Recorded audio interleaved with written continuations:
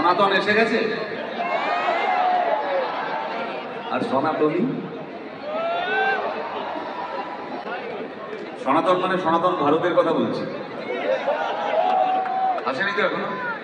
সনাতন ভারতে পৌঁছতে হলে আমাদের একটু পিছিয়ে যেতে হবে। সবাই এগিয়ে যায়,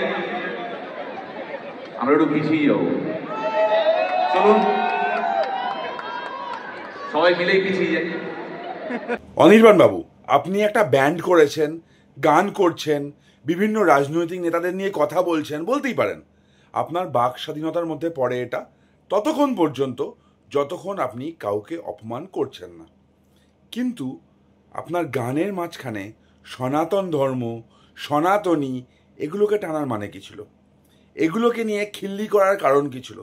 আর দেখলাম কিছু বেজন্মাও ছিল ওখানে, যারা খুব হাসছিল সনাতন এবং সনাতনীদের নিয়ে যখন আপনি খিল্লি করছিলেন। তখন সাহস হবে নাকি অনির্বাণবাবু একটু ইসলাম নিয়ে এরকম কিছু বলার?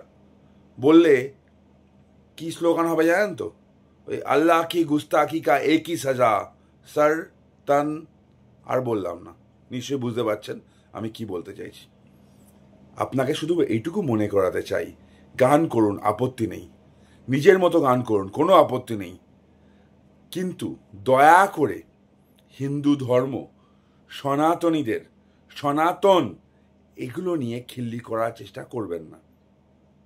আপাতত শুধু এমনি বললাম, পরের বার আবার যদি করেন তাহলে কোর্টে দেখা হবে, এবং আপনাকে গ্যারান্টি দিচ্ছি ভারত ভ্রমণের ব্যবস্থা আপনার করা হবে। আপনাকে আরও একটা কথা মনে করিয়ে দিই, এই যে বড় বড় ফটর ফটর করতে পারছেন না, তার জন্য নিজের বাবা মাকে ধন্যবাদ জানান। তারা সেই বিশেষ রাতে মেডিকেল স্টোরে যায়নি বলে।